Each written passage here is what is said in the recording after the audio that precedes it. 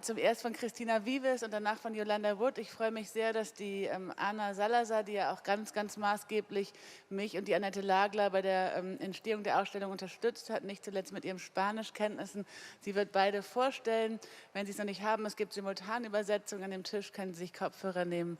Ansonsten wünsche ich Ihnen jetzt eine schöne Matinee. Und ja, Anna ist dann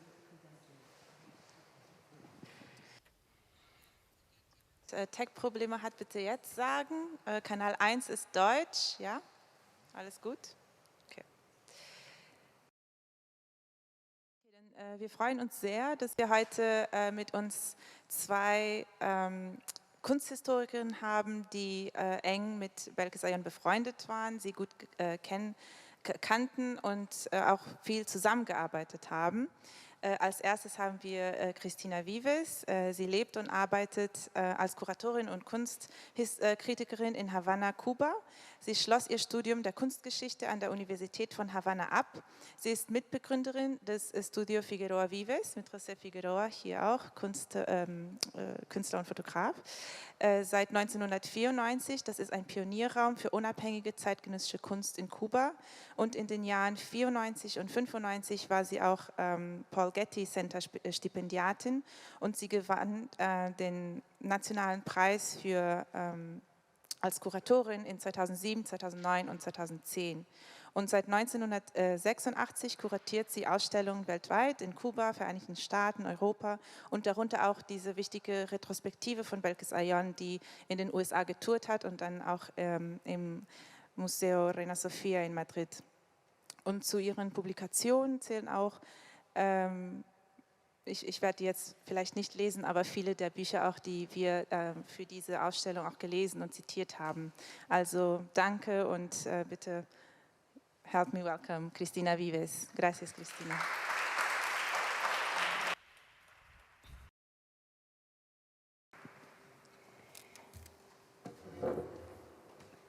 Muchas gracias, Anna, Eve, for the introduction. Thank you very much. Thanks to all of you for being here. Saturday noon, my God. Okay, so, and thank you to the Ludwig Forum, the Ludwig Foundation, everybody here, because this invitation for this great event. Thank you. I'm going to speak in Spanish. I think it's fluent for you. He titulado esta presentación Belkis Ayan en 5 tiempos, pues he seleccionado 5 momentos de su carrera que para mí significan momentos cruciales, momentos de cambio y momentos también muy vinculados a la vida artística de Cuba y a la vida de nuestro país. Yo conocí a Belkis en 1988, 89, y ella lucía como la segunda foto de izquierda a derecha, arriba, una mujer bellísima, una joven muy talentosa. Así la conocí y la vi por última vez como está en la foto grande de esta pantalla en 1999, una semana antes de que se suicidara en La Habana. Fuimos, por tanto, amigas por mucho tiempo, fuimos colaboradoras, trabajé con su obra, pero ambas trabajamos con la obra de muchos otros artistas. Hay que recordar que Belkis, además de una gran artista, fue una gran profesora y también fue curadora de eventos importantes de gráfica, de grabado, de arte en general en Cuba. De manera que ambas tuvimos experiencias comunes, amigos comunes, y sobre todo compartimos la experiencia de vida de la década de 1990 del pasado siglo en Cuba, época muy difícil en términos de vida económica, de vida política, pero también tiempos de un gran boom del arte cubano y de las jóvenes generaciones a las que Belkis pertenecía. Desde que Belkis muere fui parte de la familia, fui parte del State en términos morales. Los he acompañado hasta hoy. Para mí un honor seguir acompañando a Belkis en cada una de sus presentaciones. Y en todos los proyectos que he trabajado luego de su muerte, siempre defiendo la misma tesis, que la describo de esta manera. Belkis Ayón construyó un discurso universal contra la marginalidad, la frustración, el miedo, la censura, la intolerancia, la violencia, la impotencia y la falta de libertad.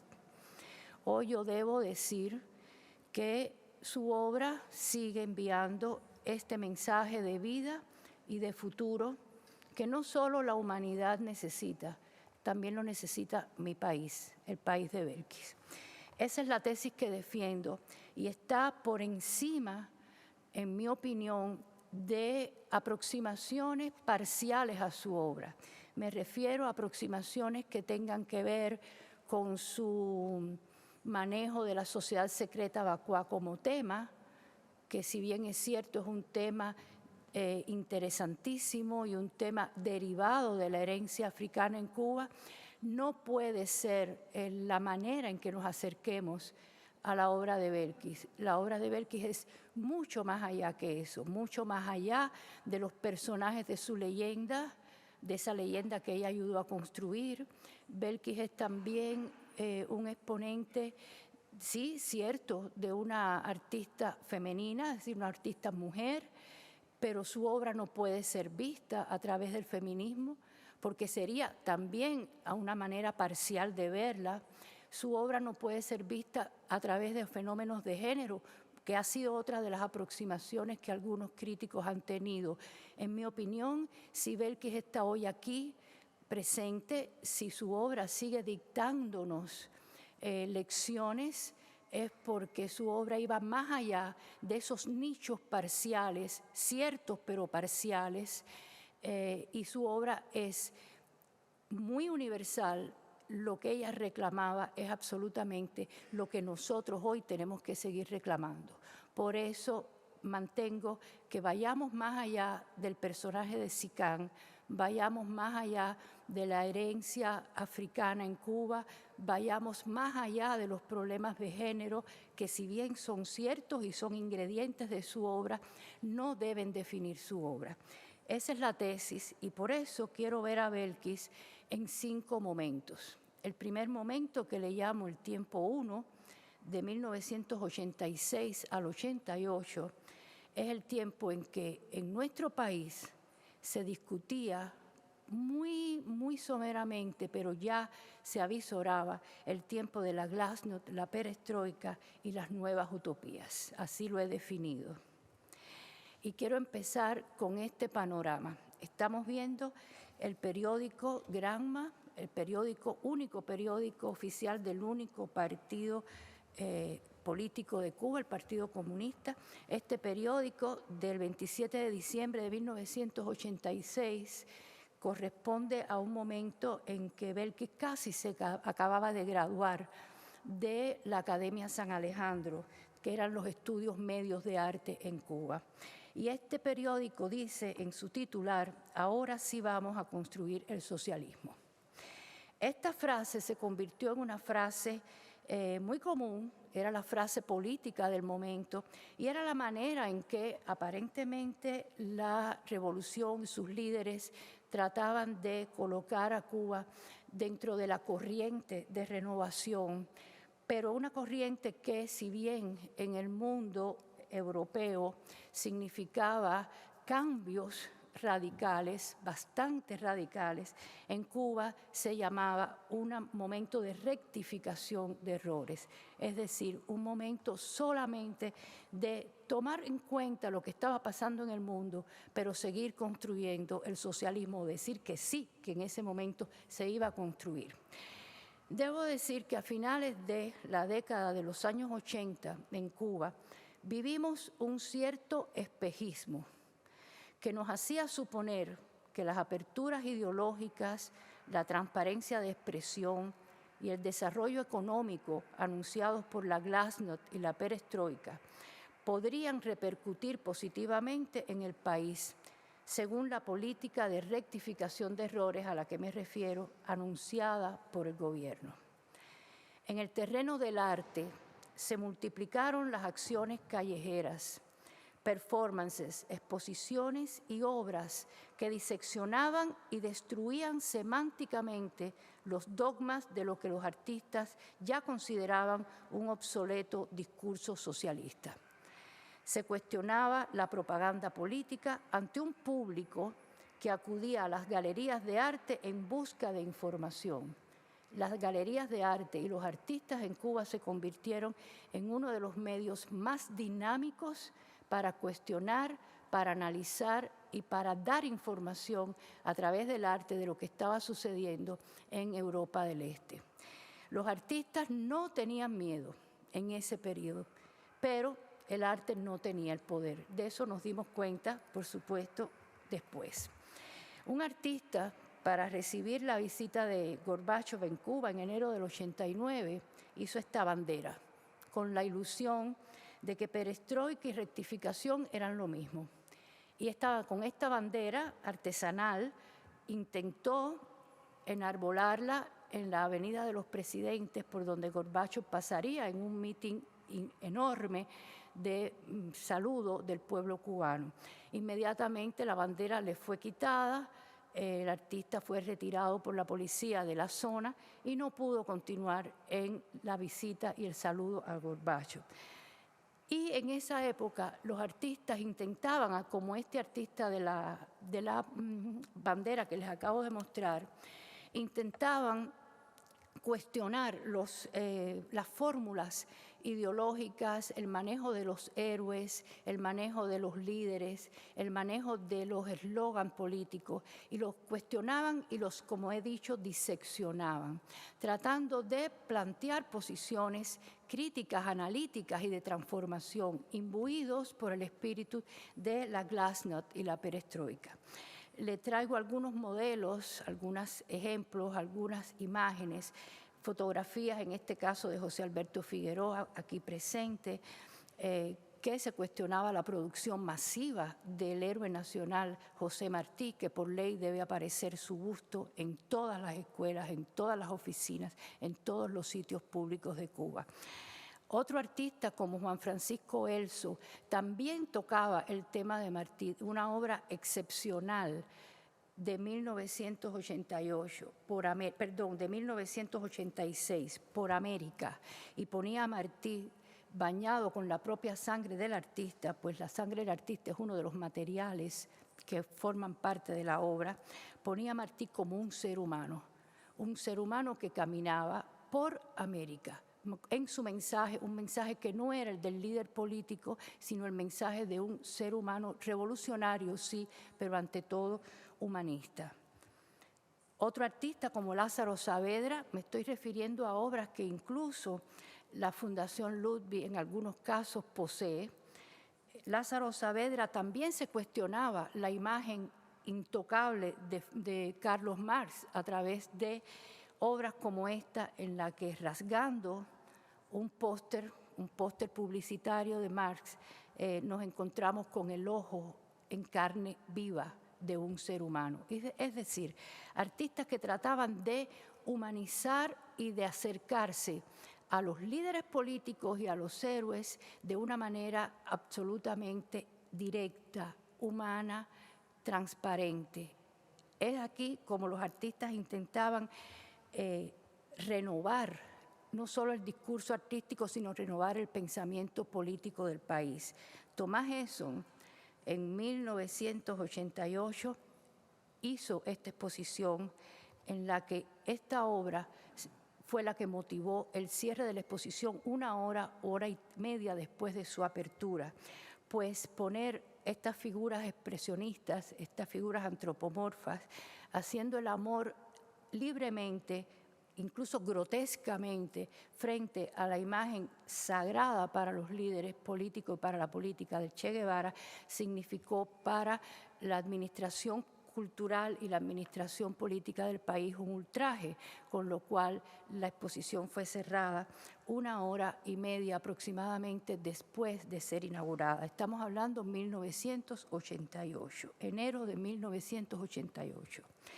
Otro artista del momento, Carlos Rodríguez Cárdenas, uno de los nombres importantes de esos años, muy joven, se le dio un muro porque queríamos que se desarrollara el arte callejero y que el arte llegara con su mensaje a toda la población.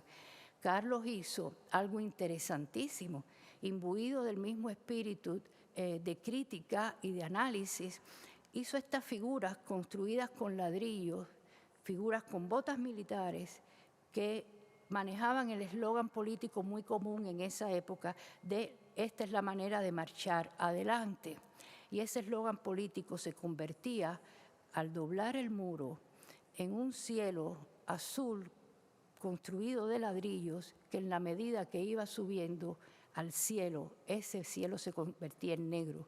Es decir, estamos hablando de figuras militares, estamos hablando de la vuelta a analizar otras facetas del lenguaje político y estamos hablando de plantear cómo los ladrillos muy frecuentes en la obra de Carlos significaban la manera en que la política intentaba seguir adelante. En cambio, era contra eso, contra los artistas estaban intentando llevar su discurso. Aquí tienen de nuevo a Carlos. Es el joven que aparece en primer plano en la foto. Y este gran díptico que se llamó Patria o Muerte, otro de los grandes eslogan políticos del país, Patria o Muerte, a la derecha de la imagen está construido con ladrillos. Es un mensaje político hecho con bloques de construcción. Pero de enfrente está Carlos, un autorretrato. Y en ese autorretrato Carlos se coloca con el reflejo de los ladrillos en su propia cara. Es decir, volvemos nuevamente a ese eslogan, a esa frase política, patria o muerte, que se dijo por primera vez en Cuba en 1960 y que se convirtió, y todavía hasta hoy sigue siendo el inicio y el fin de prácticamente todos los discursos políticos del país.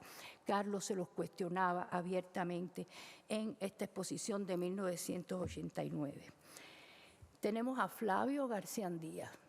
Flavio García-Andía, que por aquel entonces no solo era y sigue siendo uno de los grandes artistas y grandes intelectuales de nuestro país, sino que en esos momentos era profesor del Instituto Superior de Arte, es decir, estaba responsabilizado con la formación de jóvenes generaciones. Flavio, con esta obra y muchas relacionadas con esta misma serie que él le llamó Tropicalia, serie que seguramente ustedes conocen en su origen o por lo menos en su vinculación con el arte brasileño. Flavio hacía de la hoz y el martillo, que eran los símbolos fundamentales, no solo de la Unión Soviética, sino de la ideología comunista en el mundo, hacía un verdadero derroche de abstracción, de diseño, y convertía a estas figuras políticas en elementos prácticamente decorativos y carnavalescos. Esta obra es parte de una gran serie que Flavio desarrolló en todos estos años y mantuvo hasta el año 92. Vuelvo de nuevo con Lázaro, el que había hecho la imagen de Carlos Marx con su ojo abierto frente a nosotros. Y aquí otra de las frases que el socialismo cubano intentaba, o sea, la política en Cuba intentaba demandar del arte. El arte, un arma de la revolución. Así se entendía, así se pedía que el arte fuera un arma de la revolución. Y Lázaro lo coloca debajo de una naturaleza muerta realizada de una manera absolutamente kitsch o popular. De manera que estamos hablando de una ironía hacia la demanda política que se hacía del arte en esos tiempos, 1988. Y esta pieza que es antológica, de Lázaro Saavedra. Creó este detector de ideología. Pues en aquellos años, y es algo que con mucha frecuencia vemos en nuestro país, la censura política se le aplicaba al arte. Había que jugar, los artistas jugaban con los múltiples discursos que el arte podía manejar para intentar evadir la censura, pero también intentaba con esta obra ofrecerle irónicamente a los censores un aparato muy sencillo con que pudieran, como si fuera un voltímetro, conectarlo a las obras en las galerías y definir qué intensidad de contrarrevolución, desviación ideológica, cuestionamiento podrían tener las obras. Esta pieza está en la colección del Museo Nacional de Bellas Artes de La Habana. Ahora, ¿por qué la traje? Porque me interesa saber por qué traje todas estas obras y a estos artistas. Porque me interesa saber por qué y cómo Belkis Ayllón elige en esos mismos años, 1986 aproximadamente, el tema central de su obra, la sociedad secreta Abacuá, en medio de esa intensidad artística, de ese nivel de crítica y reflexión desde el arte, de la política, de la sociedad y la economía. Belkis misma lo dice. Si somos cuidadosos viendo una entrevista, escuchándola, una entrevista que se le hizo en 1999, Belkis decía que ella necesitaba encontrar un nicho de creación personal, singular, con la cual insertarse dentro de una comunidad artística altamente competitiva en términos de densidad intelectual y de vocación crítica. Ella necesitaba también ser original, pues estábamos hablando de un periodo de gran dinamismo en el arte, una gran variedad de aproximaciones artísticas, una gran intensidad en el valor del arte. Ella necesitaba en ese escenario tener una oportunidad de ser original, de ser distinguida, ya que en este caso la Sociedad Secreta Abacuá le permitió a ella crear una visualidad libre. ¿Por qué? Porque esta sociedad Abacuá no tenía ritualidad y no tenía tenía ritualidad, pero no tenía representación visual. Es decir, estamos hablando de un tema que para ella le significaba libertad de creación, y eso era muy importante a la hora de insertarse dentro del panorama artístico de su momento. Y también lo Abacuá, y es la parte que a mí más me interesa, era un tema de estudio antropológico, sociológico e incluso ideológico para expresar las confrontaciones sociales de su país y de su tiempo.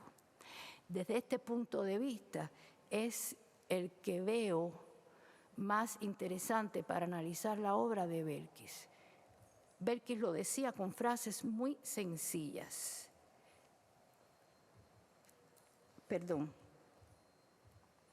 Buscando y buscando encontré un libro. Es decir, ella se refería al libro de Lidia Cabrera Almonte, y esto, buscando y buscando, encontré un libro, indicaba plenamente que Belkis no tenía antecedentes religiosos, no era el fenómeno religioso el que le impulsaba a acercarse a los Abacuá, fue la casualidad de sus lecturas la que la hizo descubrir que el tema existía y el tema le pareció interesante. Y también ella dice: me di cuenta que el tema Congo y el tema Yoruba, otras dos expresiones religiosas derivadas de África en Cuba, lo habían trabajado otros artistas, pero el Abacuá, había sido muy poco tocado. Estas son palabras de Belkis. ¿Qué indica esto? Ella encontraba un nicho libre que no había sido tocado básicamente por ningún otro artista, le significaba originalidad, la colocaba en un territorio de comodidad desde el punto de vista de la libertad de creación que le ofrecía, y esto le permitía a ella trabajar insertándose en su contexto altamente competitivo. Las primeras obras de Belkis, aquí en la exposición hay algunas de ellas, indicaban ya su interés en la Sociedad Secreta Vacua en 1985, cuando estaba en el penúltimo año antes de su graduación de San Alejandro. Estas obras, en su mayoría, fueron realizadas en color y en formatos y técnicas que respondían a las demandas académicas, es decir, que en este periodo ella hizo litografía, xilografía, linóleo y colografía, que fue finalmente la técnica por la que se decantó y es la técnica que desarrolló al máximo. En estas obras iniciales, Belkis trataba de traducir visualmente las lecturas que realizaba sobre el origen histórico, económico, social y religioso de los abacuá. Y se concentraba en aquellas imágenes, aquellos personajes que ella consideraba la esencia, los personajes fundamentales de esa historia, de esa leyenda, de ese mito. En esta obra, que está aquí también en la exposición, llamada Veneración, tienen ustedes a los famosos hombres leopardos que constituían la mayor cantidad de población en las tribus originalmente africanas, de donde sale la Sociedad Secreta Vacua, toda su mitología y su pensamiento religioso, el pez, el Nasacó, que es el religioso por excelencia, líder religioso de las comunidades primitivas. Está Mokongo, el personaje dentro de la leyenda Vacua, que fue el prometido de Sicán a la derecha, ambos los personajes de tribus antagónicas, de manera que está Belkis haciendo un acercamiento a los principales personajes de la leyenda. Este es un periodo bastante corto en el que Belkis se enfrenta a tratar de decir who is who, quién es quién en cada una de estas obras relacionadas con la leyenda original abacua. Pero empieza a transformarlos. Estos personajes ya no están, aquí está Sicán sentada, aquí está Mokongo de pie, ya no están en la atmósfera tribal. Estos personajes están como cualquiera de los retratos de familia que conocemos perfectamente como género pictórico y fotográfico, y Belkis comienza a relacionar estos personajes con la historia del arte, con otras religiones, y encontramos que en 1988, o sea, 2 años después de graduarse de San Alejandro, ella realiza su primera exposición personal, que le tituló Propuesta a los 20 años. Y ahí mostró las mayores obras hechas hasta el momento, compuestas por 4, 6 y 9 partes ensambladas y grandes áreas de color. En este momento, Belkis hizo una exposición que significaba un hito dentro del grabado en Cuba. No habíamos visto hasta ese momento obras de estas dimensiones, y lo lograba a través del ensamblaje de múltiples partes, ya que trabajaba de la manera tradicional en las medidas máximas que un tórculo de grabado le permitía. Hay un video al inicio de la exposición que muestra a Belkis entintando una de sus matrices y pasándola por el tórculo. Cuando hacía esto en varias secciones, hacía el ensamblaje y lograba las piezas que también verán en esta exposición de múltiples partes, intentando romper las barreras que la pequeña dimensión del tórculo le imponía al grabado en su época. En este momento, Belkis trabajaba con gran derroche de color, un color incluso porque podríamos vincular con el movimiento pop cubano o el movimiento pop internacional. No es errado decir esto. También debo decir que cuando hago alguna de estas aseveraciones o aproximaciones a la obra de Belkis, lo hago basada en la gran relación que teníamos, las múltiples conversaciones que teníamos, el acercamiento que tuve a su obra. Eso me permite hablar con determinado grado de propiedad. Por lo tanto, insisto en que estas obras de color, si bien con ellas Belkis intentaba romper las barreras de las dimensiones pequeñas del grabado, al mismo tiempo Belkis estaba siguiendo tradiciones de la serigrafía en Cuba, el arte pop, obras como las de Humberto Peña, uno de los grandes maestros del pop cubano, u obras del gran grabador Rafael Zarza también, que tuvo gran influencia en la obra de Belkis desde el punto de vista del uso del color. Esta es una de las imágenes para que vean cómo estas obras se presentaron recientemente en el Museo Reina Sofía. Esto les puede servir para tener tamaños también, relaciones con la escala y la manera en que las distintas museografías de la exposición la retrospectiva de Belkis ha tenido variaciones en las distintas sedes. Esta es Belkis como la conocí y está frente a la Cena, que es una de las grandes obras de esa exposición de 1988. Si observan la pieza de la Cena que está en esta exposición y que está tanto en su versión color como en su matriz original y su posterior versión en blanco y negro, encontrarán que la Cena que se presenta aquí a color en esta exposición está incompleta.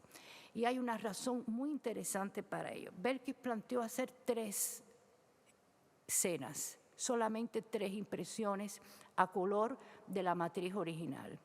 De ellas, una es la completa, pero esa completa a partir de esta matriz, que es esta, está en el Museo Nacional de Bellas Artes de Cuba. Las otras 2 versiones fueron inacabadas. No terminó Belkis de imprimir y si lo hizo, nunca las volvió a ensamblar de manera completa.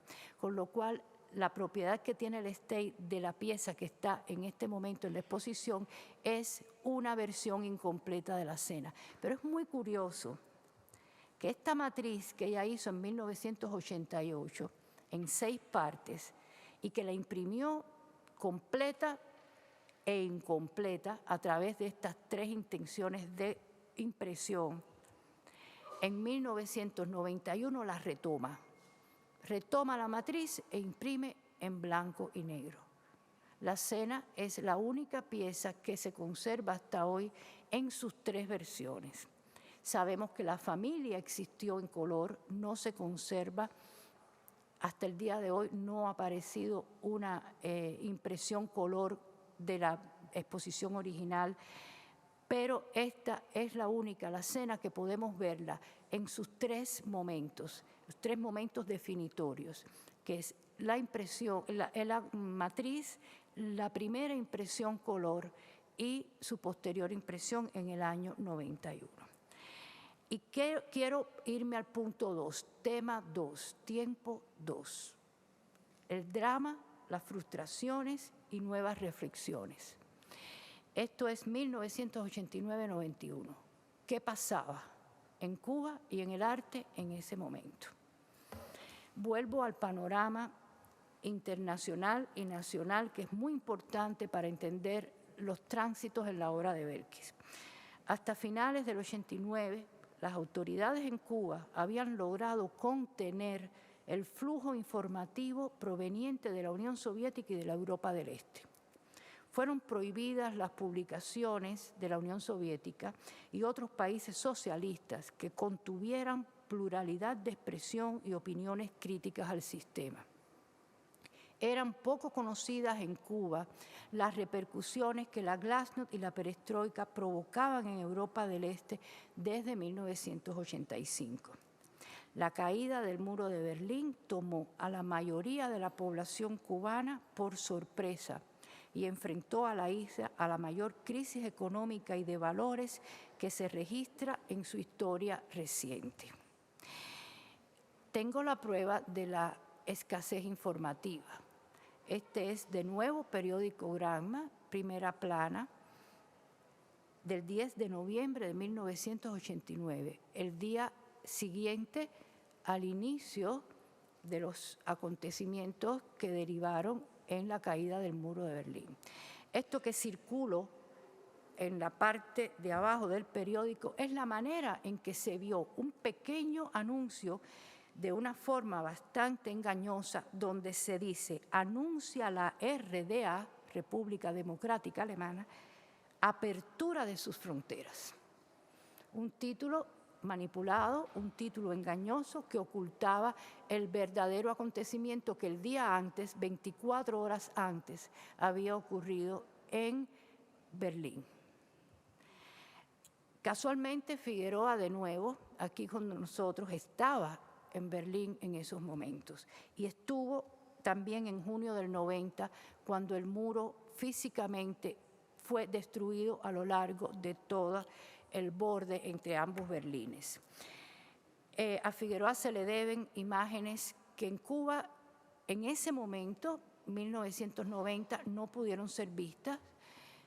Intentó mostrarlas en una exposición en el Museo Nacional de Bellas Artes en La Habana, en una exposición colectiva. Fueron colocadas para no eliminarlas por los curadores en una pared prácticamente inasequible dentro del recorrido de la exposición, en la parte más pegada al suelo, es decir, personas que como yo en aquel momento hubieran necesitado espejuelos o tendrían que agacharse no iban a poder hacerlo, porque estaba en una posición muy poco visible.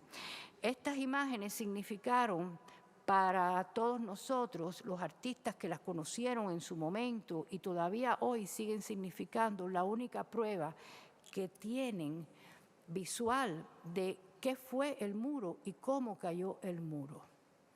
Y lo digo porque nunca la televisión cubana, en los momentos de estos hechos, puso muestras, videos, reportajes acerca de estos acontecimientos. Se manejó con máxima discreción para evitar asociaciones innecesarias para la posición política del país. Con el muro de Berlín cayó como en un juego de naipes y en muy pocos meses el mapa geopolítico de la Europa del Este socialista al que la isla pertenecía a pesar de la distancia. También provocó la desarticulación de las principales instituciones culturales, el despido de sus directivos, la renuncia de sus especialistas, el incremento exponencial de la censura política al arte, el cierre de exposiciones consideradas cuestionadoras del orden político. Como consecuencia, se produce el éxodo de la mayoría de los artistas e intelectuales que fueron los protagonistas de la década de los años 80, muchos de los artistas que vieron al inicio de la conferencia. Inicialmente partieron a México, finalmente terminaron en Estados Unidos. Curiosamente, 2 meses antes de la caída del muro, ya había acciones bastante fuertes de censura contra el arte y aquí tienen hoy por hoy una fotografía realmente histórica del momento en que los artistas protagonistas de la década del 80, ante la censura de obras y exposiciones, deciden hacer un juego de pelota. Y le llamaron la plástica cubana, o sea, las artes plásticas cubanas se dedican al béisbol. Este performance es hoy parte de todas las exposiciones que intentan hacer un recorrido por estos tiempos. De nuevo, una fotografía de Figueroa. A Figueroa le debemos muchísimo en la fotografía cubana, no solo desde el punto de vista de su obra artística, su obra de autor, sino la visión que siempre tuvo de estar en los lugares importantes en el momento adecuado y reservar esa imagen para el futuro. Y aquí un hecho muy interesante que es la relación entre la exposición Cuba OK, que se abrió en Düsseldorf el 1 de abril y se cerró el 5 de mayo de 1990, y ponerla en contraposición con el objeto esculturado, una exposición que se intentó abrir justo el 5 de mayo de 1990, el día que se clausuraba Cuba OK en Düsseldorf. ¿Por qué hago esta relación? Lo hago primero porque, hablando de la Fundación Ludwig, es la primera, Cuba OK en Düsseldorf, es la primera exposición de arte cubano contemporáneo, muy actual, que se estaba realizando fuera de Cuba, y es la primera con la que Peter Ludwig e Irene tuvieron contacto con el arte contemporáneo cubano. Fue una exposición curada por Jürgen Harten y por la parte cubana por Antonio Eligio Fernández Tonel, muy conocido aquí también en la Fundación. Esa exposición trajo a colación lo más actual, crítico, analítico, contemporáneo que en Cuba se estaba haciendo.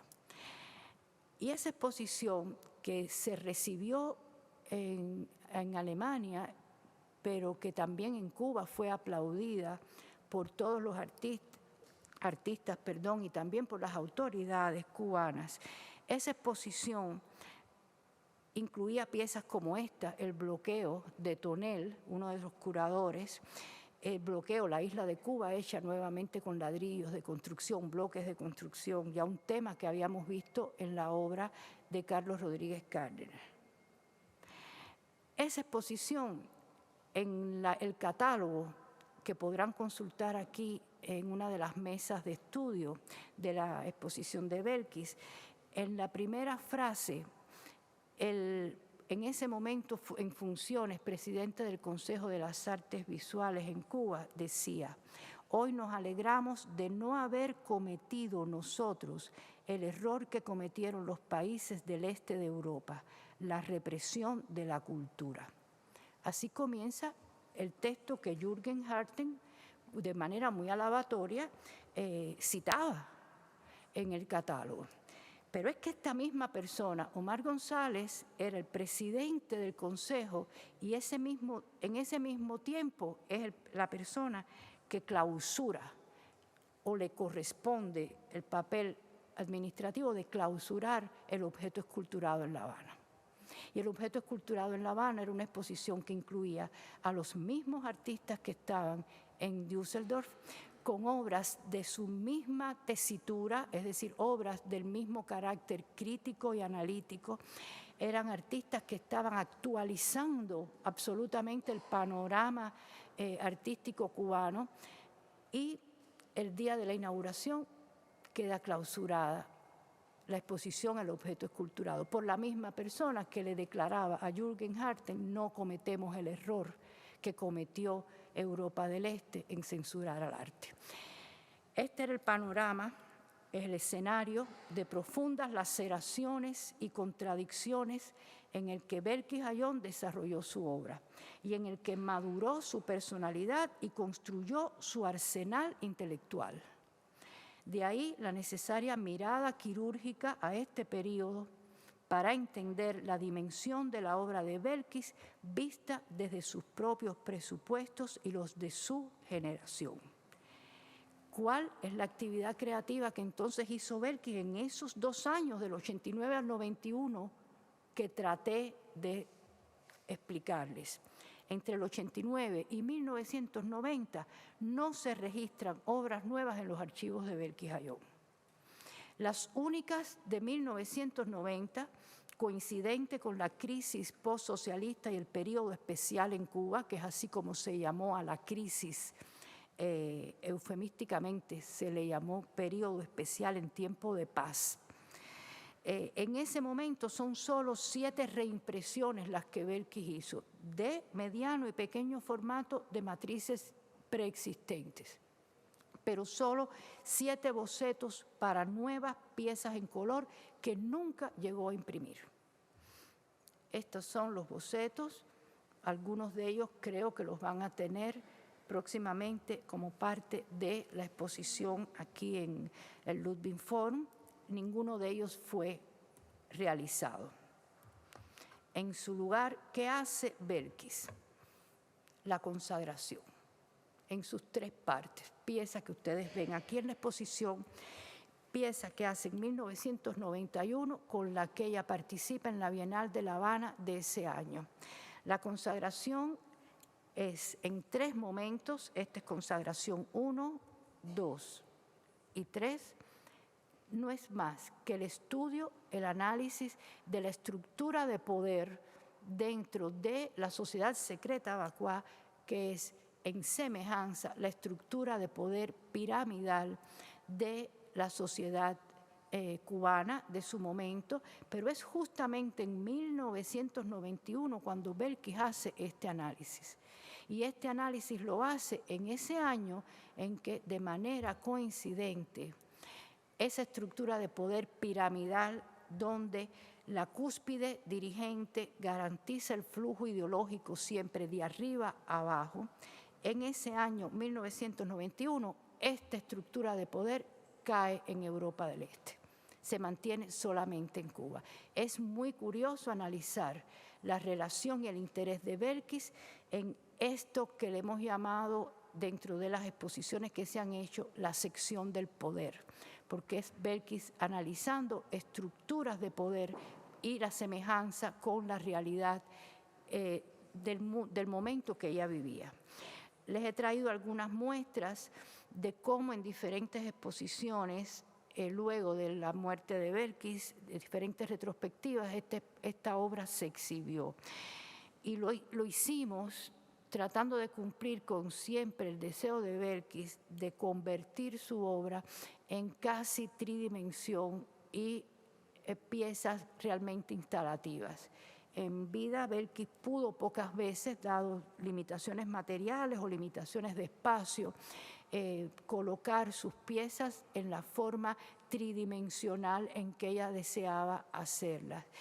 Por lo tanto, hemos intentado en diversas exposiciones, siempre que ha sido posible, darle el carácter instalativo, casi arquitectónico, que estas piezas de 1991 ya llevaban intrínsecas.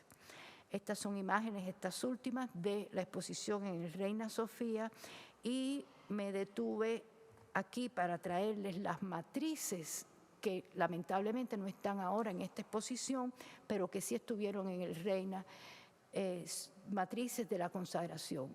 Y si las traigo es por la importancia que ya en esos años las matrices de grabado tenían para los artistas, tanto para Belkis como para el resto de los artistas. Las matrices de casi todos ellos se convirtieron en esos años 90 en piezas expositivas, porque tenían el carácter escultórico, la cantidad de volúmenes, las texturas, es decir, las matrices llegaban a tener un carácter mucho más tridimensional que las propias impresiones. Y los artistas del grabado, no solo Belkis, intentaban romper las fronteras formales del grabado tradicional.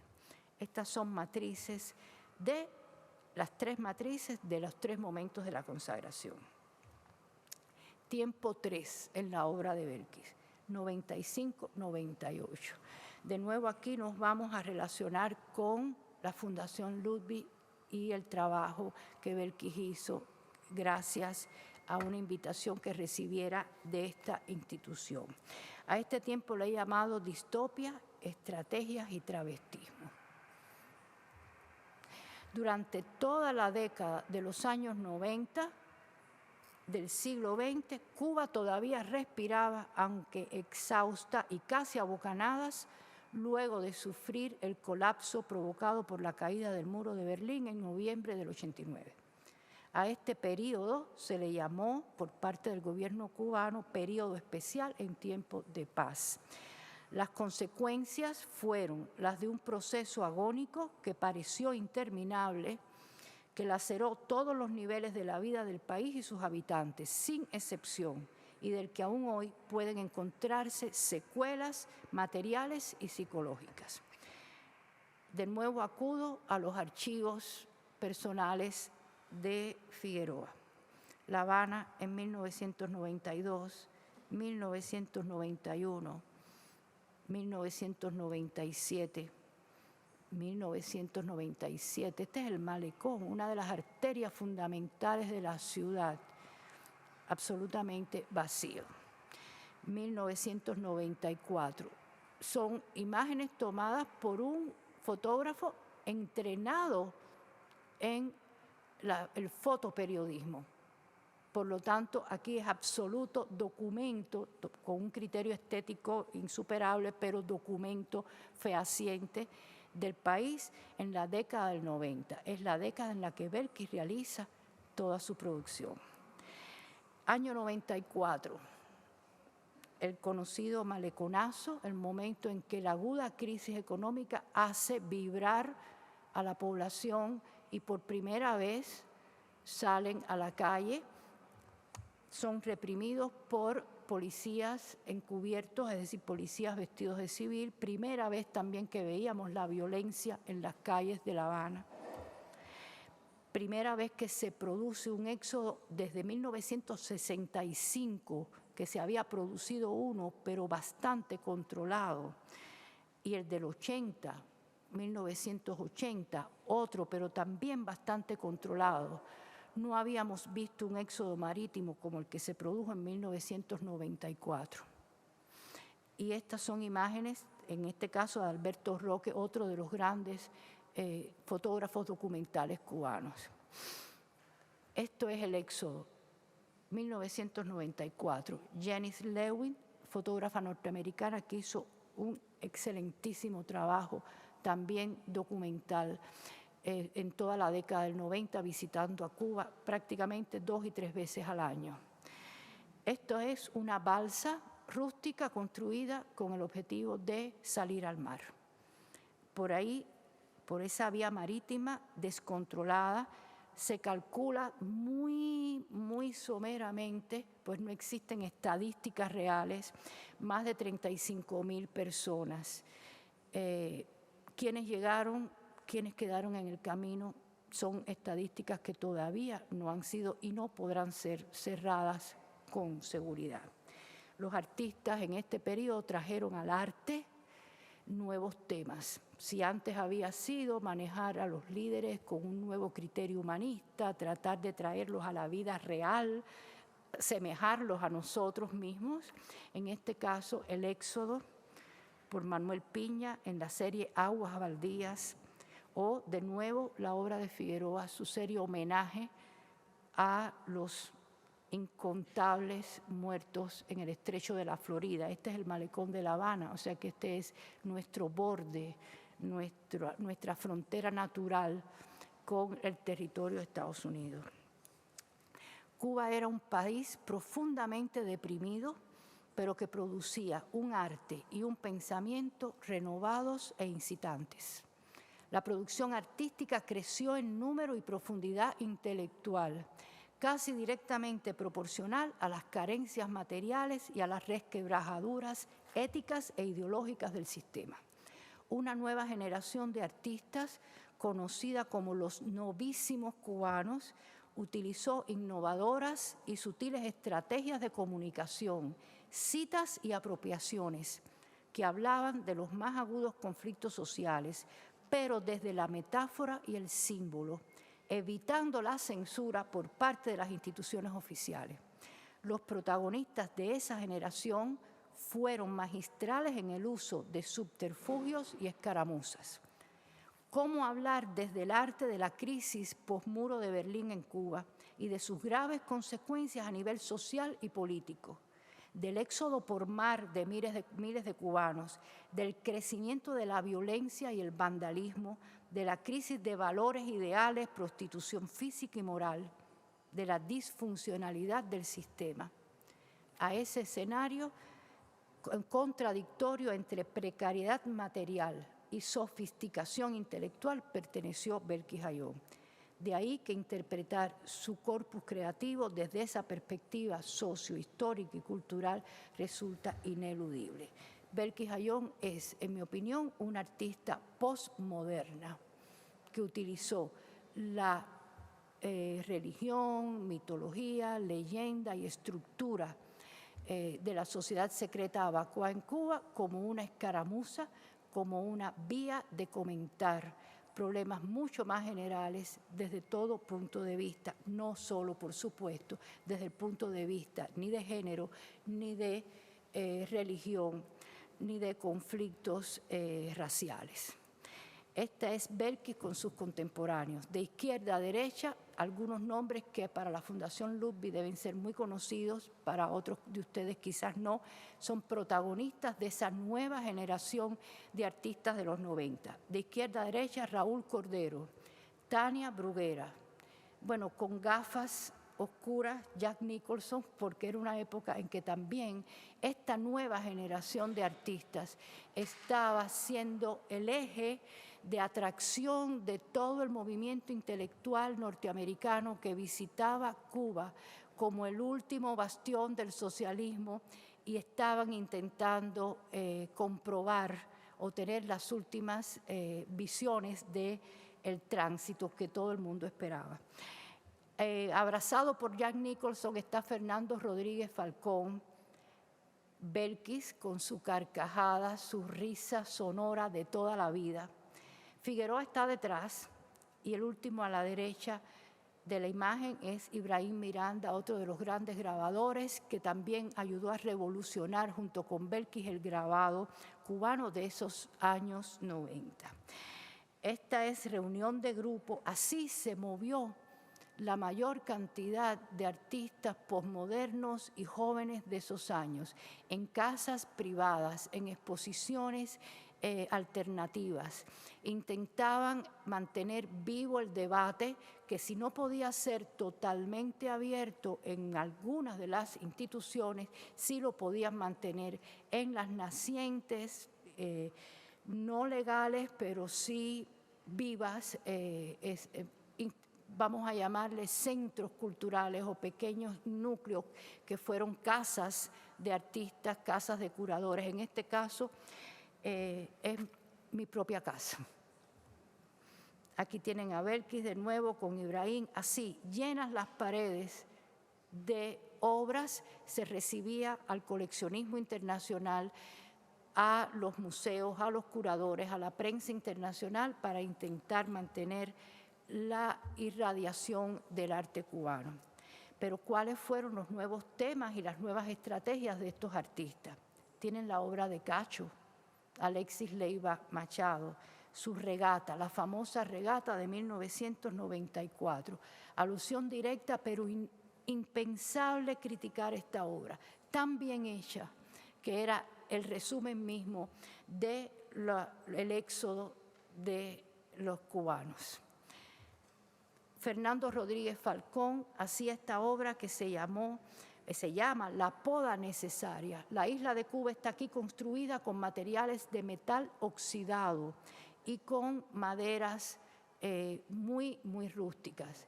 Y el personaje que Fernando creó, bajo el nombre de Francisco de la Cal, intenta podar a la isla, podarla para intentar ver si se renueva. Estas son aproximaciones que los artistas de este periodo realizan desde un punto de vista crítico, pero también evitando al máximo la censura.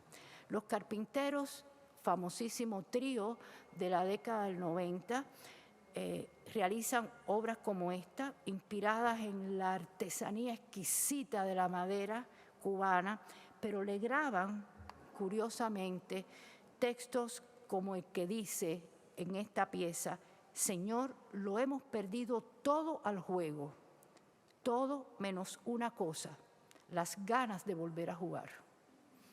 Esta pieza es una pieza antológica de la década del 90.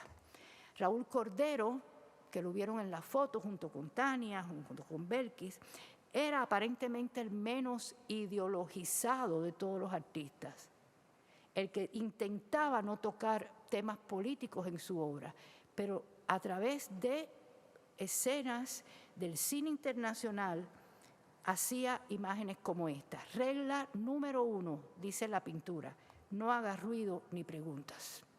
O sea, estamos hablando de maneras de citar a la censura.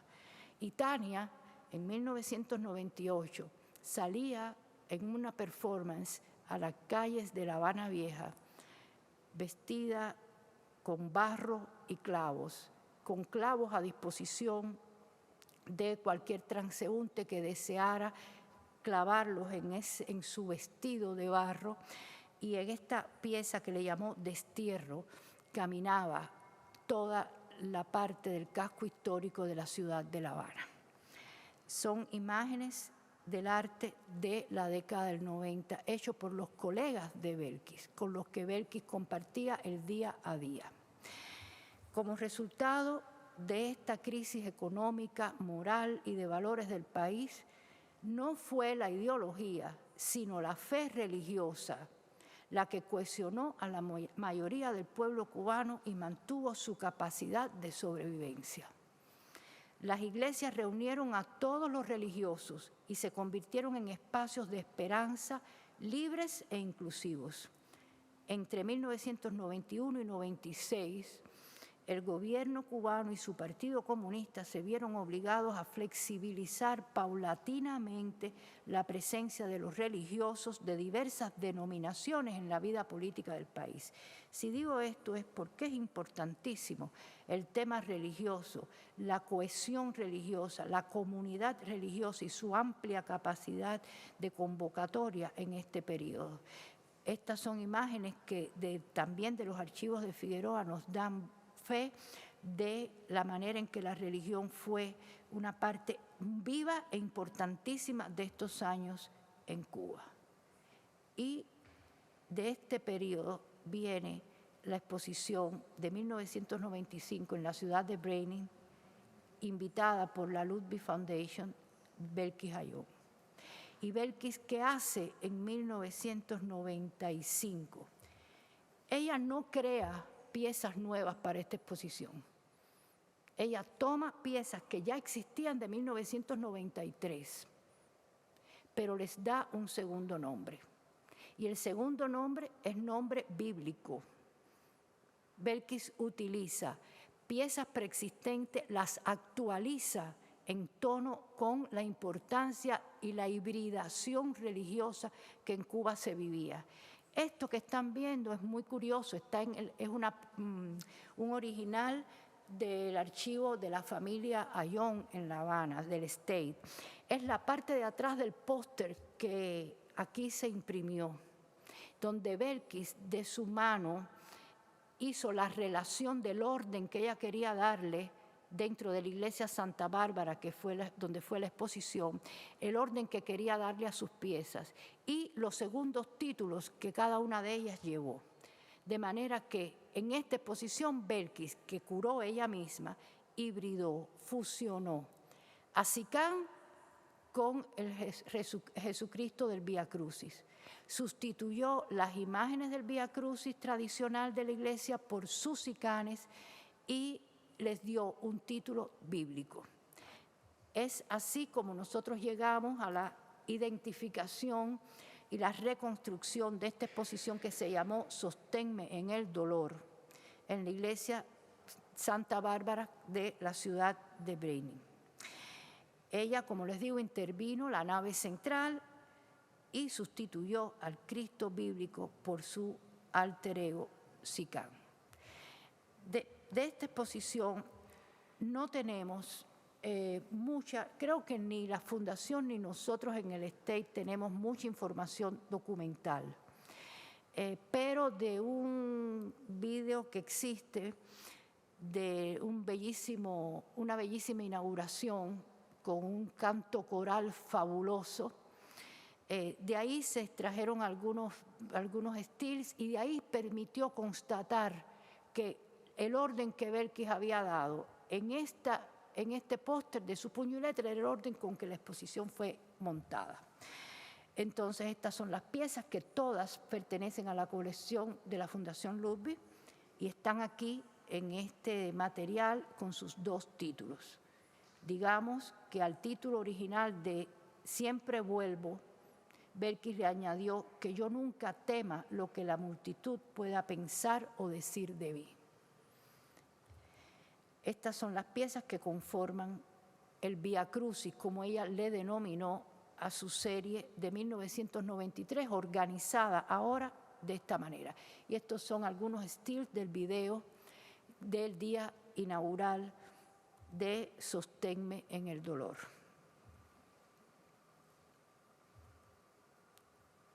Esto es lo que nos fue constatando la manera en que Belkis intervino en la nave central de la iglesia. Y esta es Belkis ese día de la inauguración. Siempre la sonrisa que todos recordamos en el arte cubano. De manera que vamos a decir que al final ya de esta década, entre 95 y 98, Belkis realiza la mayor cantidad de obras de gran formato. Posterior a esta exposición, Sosténme en el dolor, Belkis se concentra en la realización de grandes piezas. Estas piezas tienen en sí ya un formato prácticamente arquitectónico. Y estas piezas juegan con el espectador, están a escala natural. Son las piezas de gran formato que están, muchas de ellas, aquí en esta exposición. Y que, en sentido general, hemos intentado de que estas obras en cada una de las exposiciones adquieran cada vez carácter más arquitectónico, jueguen más con el espacio. Van a reconocer estas imágenes y tienen algunos ejemplos de cómo en diversas retrospectivas de Belkis se han montado. Los títulos son impresionantemente elocuentes, que aluden al drama de ese periodo: desobediencia, añoranza, pa' que me quieras por siempre, perfidia. Ya estamos aquí, el título de la exposición. Resurrección. En este periodo ya las figuras de Belkis no son ni Sicán, ni Mukongo, no son necesariamente anecdóticas ni narrativas. Aquí hay figuras blancas que son almas liberadas, figuras negras que son todavía seres terrenales. Y es la lucha entre espíritu y realidad. Tiempo 4, la introspección y el desasosiego. Estamos casi atados de pies y manos, pero siempre hay un escape, una solución, una luz salvadora que alguien nos ofrece. Esta frase de Belkis de 1998, en mi opinión, precede la serie de sus obras finales, Déjame salir, 1997. Esta es la matriz que por su belleza decidí ponerla al inicio de la serie, no solo las impresiones. Aquí está Belkis atrapada en piezas circulares que nunca antes había realizado, que no tienen más allá de 80 centímetros de diámetro. Son piezas que radicalmente se oponen a las grandes dimensiones arquitectónicas de su obra hasta el 98. Y radicalmente cambia, reduce su espacio. Nunca nos dimos cuenta. Pensábamos, y yo confieso que en mi conversación con ella, pensaba que ella intentaba experimentar con nuevas formas y no nos dábamos cuenta de que Belkis estaba reduciendo su espacio y lo estaba haciendo absolutamente dramático. De hecho, su última exposición personal que tuve el placer de curar, que fue en Los Ángeles en 1998, donde estas piezas se exhibieron, ella le llamó Desasosiego a esa serie.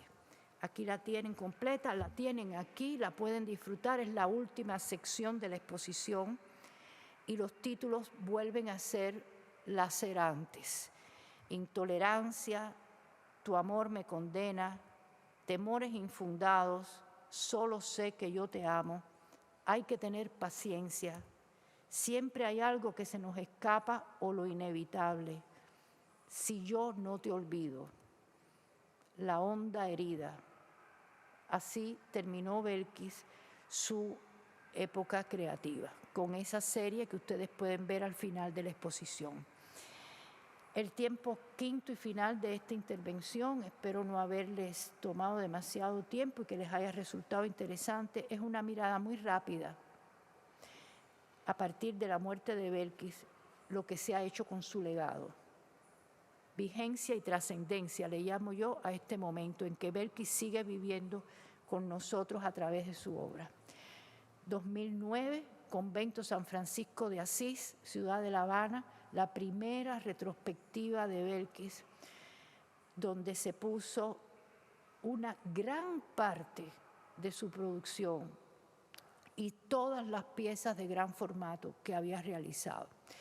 A partir de esa exposición del 2009 que celebró, y no digo conmemoró, sino celebró con vida los 10 años primeros de la desaparición de Belkis, a partir de ese momento se hizo una gran labor internacional para seguir promoviendo la obra y la obra circuló por museos importantes en el mundo.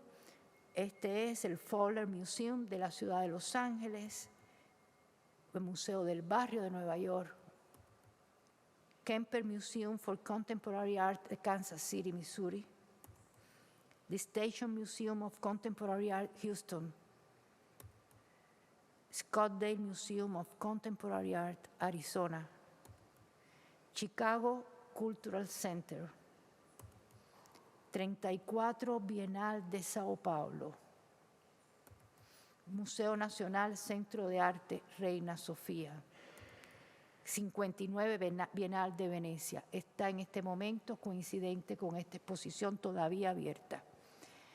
Impresionante la sala primera del Arsenal de Venecia, con la obra de Belkis Ayllón y de Simone Leith. Y este trabajo se le debe, lo debo decir, a la doctora Katia Ayllón, hermana mayor y única hermana de Belkis, doctora en medicina, que dejó su carrera a la muerte de Belkis para hacerse cargo de su legado, para organizar con ese cerebro científico y también con la ilusión de la obra de su hermana y con la responsabilidad que tenía sobre sus hombros, organizar toda una estrategia de promoción nacional e internacional.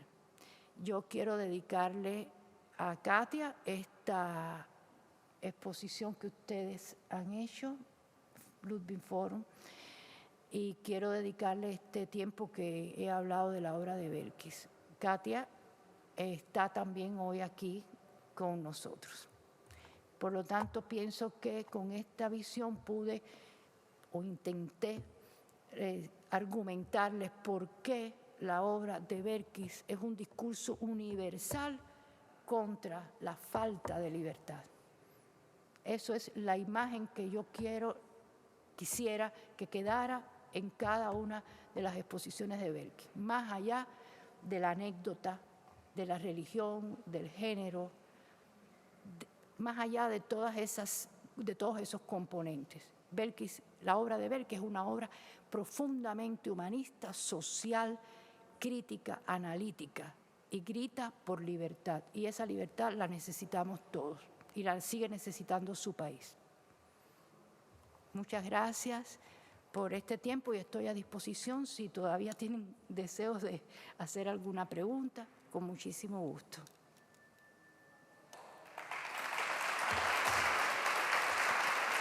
Gracias.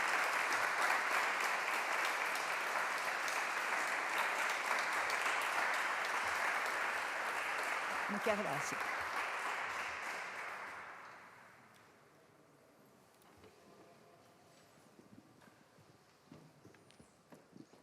Thank you very much for this inspiring lecture. I have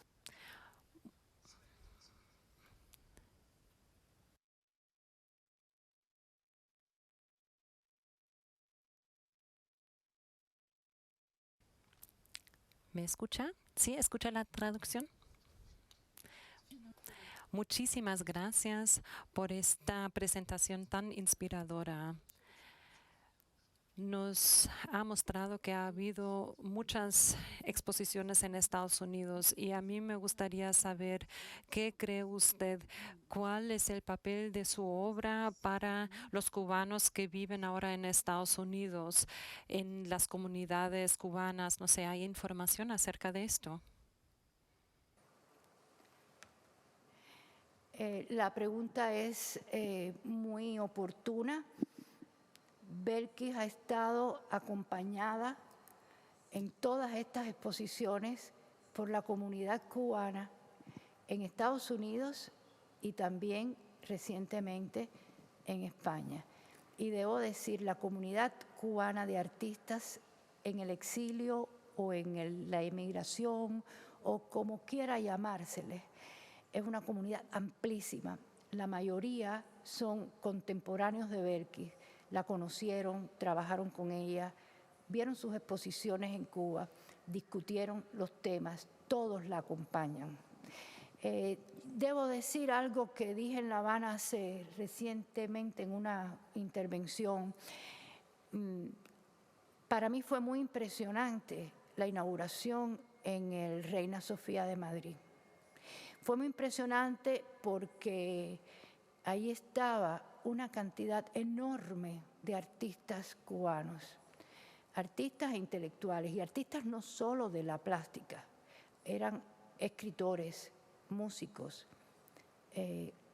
eran artistas del cine, de la danza, la intelectualidad joven cubana. Muchos de ellos ya no conocieron a Belkis en vida.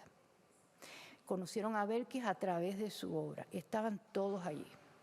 Era impresionante la cantidad, la reacción, el orgullo de ver a esta cubana en el mundo presente entre los grandes nombres del arte internacional. Eso nos llena a todos de muchísimo orgullo. Pero yo debo decir algo, repito, dije en La Habana, me sentí con un sentimiento muy contradictorio. De una parte, porque veía a Belkis rodeada y sabía que Belkis iba a estar donde quiera feliz por ver a sus colegas apreciando su obra. Pero también me sentí triste porque en Madrid, en este momento, no en Estados Unidos, en Madrid, está una cantidad impresionante de juventud intelectual cubana que se va de Cuba. Y eso para mí, a mi edad, siendo yo testigo de toda esta historia, es como ver el éxodo de los 80 nuevamente. Lo estoy viendo y si bien me alegra verlos por el mundo, también siento que mi país los está perdiendo. Entonces tuve un sentimiento muy contradictorio, debo confesarlo. Belkis estará feliz, pero Belkis también, que fue testigo del éxodo de los 80, estará pensando por qué estamos viendo la película por segunda vez, como dice el refrán popular. No sé si esto responde. Agradezco la pregunta.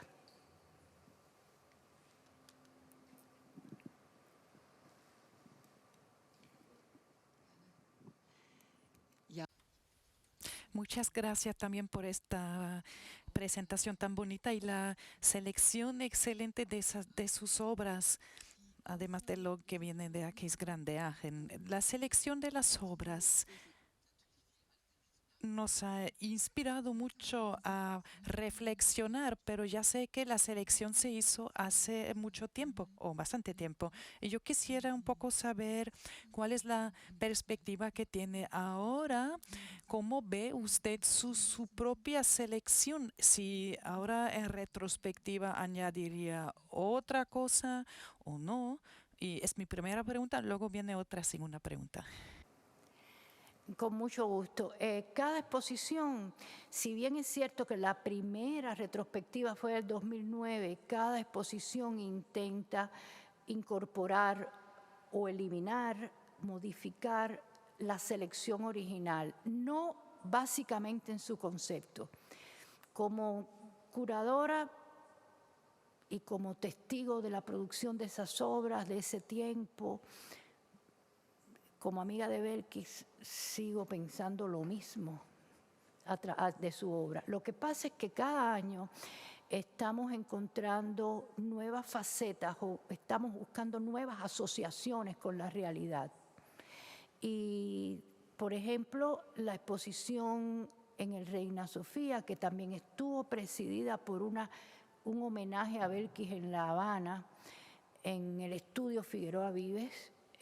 Esas dos últimas exposiciones incorporaron matrices, muchas matrices, porque el análisis de las matrices nos hace muy contemporánea la obra de Belkis. O sea, prueba la importancia del volumen, las texturas, lo tridimensional de la aspiración de Belkis con el grabado.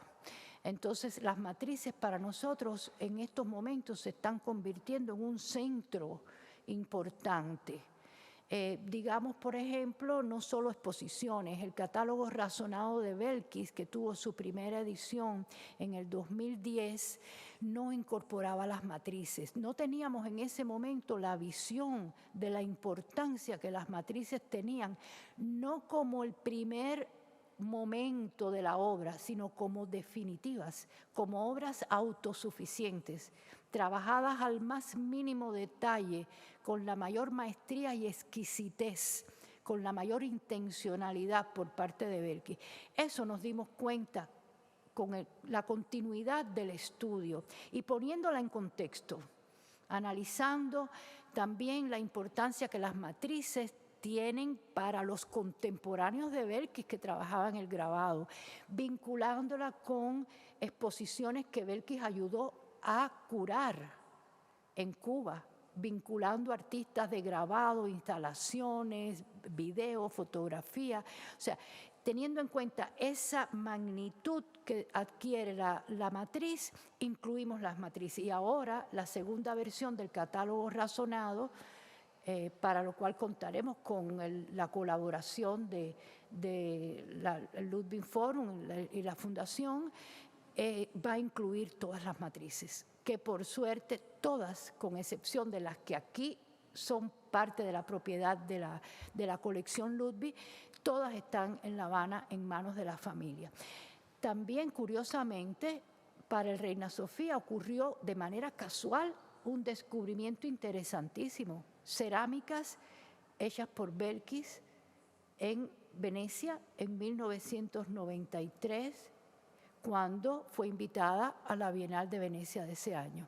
Nunca supimos, no había récord en los archivos de Belkis de esta cerámica. Y estas cerámicas que se incluyeron por préstamo de sus dueños en la exposición del Reina Sofía, nos hablaban de las consagraciones.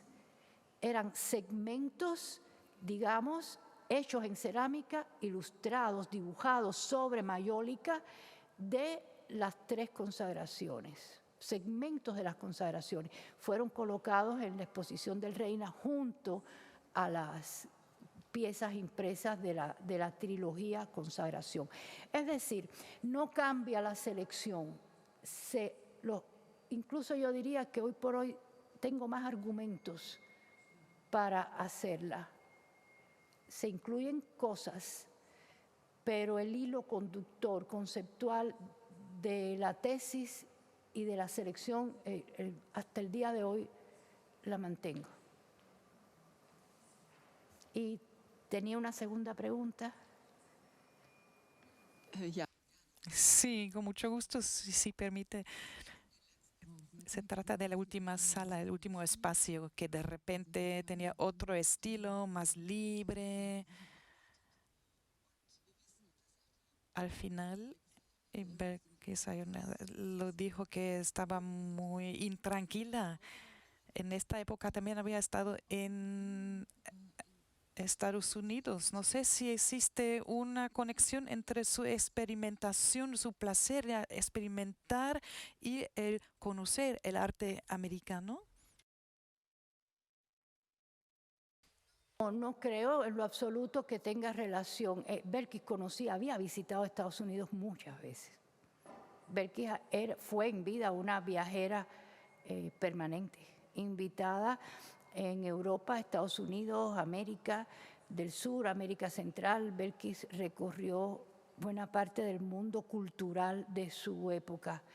De manera que no era un descubrimiento del arte americano. Más bien yo diría, no quiero adentrarme en buscar asociaciones que pudieran relacionarse con los motivos de su suicidio. Sería especulativo de mi parte, a pesar de la cercanía, y no me parece apropiado, pero sí decirles que si en algún sitio tendríamos que buscar las razones de su desasosiego, no es en el arte internacional, en los viajes o en el conocimiento o en la necesidad de experimentar. Yo pensé que estaba experimentando, no, estaba reduciendo su espacio. Y si alguna razón, hay que buscar alguna razón, creo que hay que buscarla dentro de nuestro propio país, dentro del escenario de la vida de Belkis. Hay que buscarla hacia adentro, no hacia afuera. Sí, eso pienso, pero repito, no quiero cometer el error de especular. Sí estaba muy deprimida. Muchas cosas le preocupaban. Y Belkis fue una trabajadora incansable, de manera que convivir con quien no trabaje o con quien no daba su máximo esfuerzo al arte era una frustración para ella. Amó la inteligencia de sus estudiantes y de sus colegas artistas. Convivir con mediocres laceró su vida. Siempre fue una creadora y se movió en el mundo de la enseñanza, en las aulas, en las exposiciones, en los diálogos con sus contemporáneos, en ese nicho maravilloso que es el arte. Pero tuvo que enfrentarse al final de su vida con una vertiente que es la administración del arte, que nada tiene que ver con la libertad, con lo que el arte significa. Es la parte, o sea, quien administra arte muy pocas veces en el mundo, no solo en Cuba, es un creador. Entonces, cuando se enfrentó con esa responsabilidad que ella tuvo que asumir frente a la Asociación Nacional de Artistas Plásticos, elegida por sus colegas en votación, cuando entró en ese mundo también se laceró. Esas cosas sí las puedo decir, esas cosas me constan. Más allá, y si algo quiero buscar, yo lo buscaría en toda esa larga década, en toda esa realidad que ella vivió desde el arte y desde dentro de la estructura no artística que administra el arte. Y entonces ahí, en ese escenario es donde yo, para mis adentro, encuentro algunas razones, pero que no me atrevo a compartir públicamente. Y espero que me disculpen por ello.